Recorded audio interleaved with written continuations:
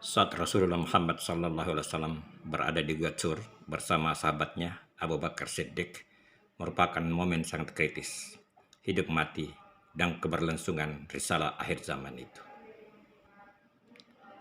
Nabi Muhammad dan Abu Bakar melihat di dekat mulut gua kaki para kafir Quraisy yang mencari dan hendak membunuh mereka. Menurut Abu Bakar, tunduk saja mereka, dipastikan mereka akan melihat keduanya, karena guanya sangat kecil. Namun itu tidak terjadi berkat kecekatan tentara Allah. Bagaimana penampilan tentara Allah itu? The Linguistic Miracle, episode 63, Critical Moment, momen kritis. Banyak kisah berkaitan peristiwa ini, namun di presentasi ini kita batasi pada kehebatan misi memegang amanah dan bahasa Allah bersama kita serta tentara Allah.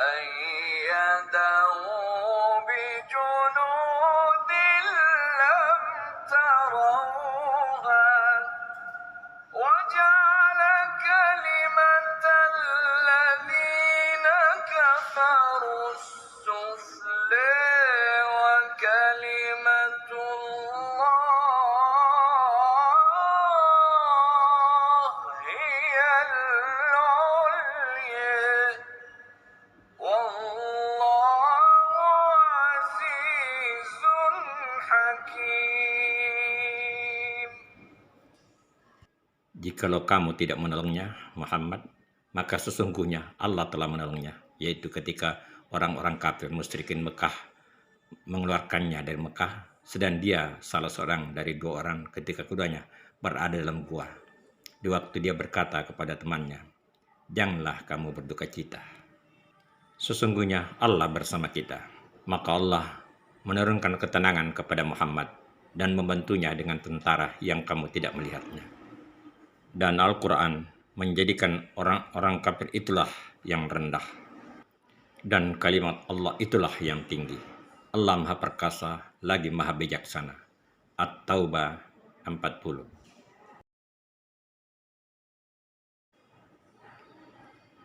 Nabi Muhammad menenangkan Abu Bakar dengan ucapan "Jangan bersedih", dan dilanjutkan dengan ungkapan "Allah bersama kita". Ungkapan itu terbukti dengan bereaksinya tentara Allah. Tentara Allah itu berupa 3 makhluk binatang yang beraksi setelah mendapat perintah dari Allah melalui instingnya.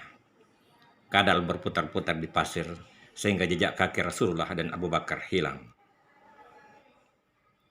Laba-laba segera membuat sarang di mulut gua yang memberi kesan tidak ada yang masuk pada saat itu.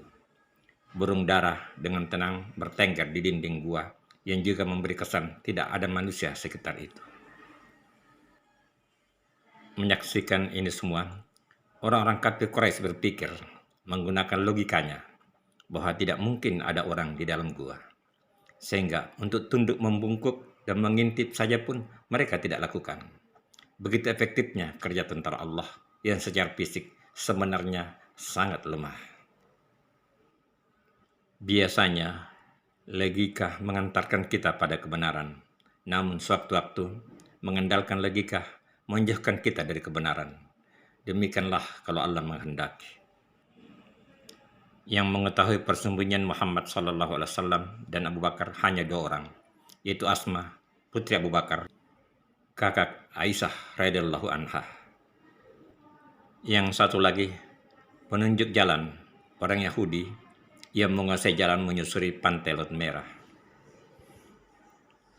Pengabdian Asma luar biasa.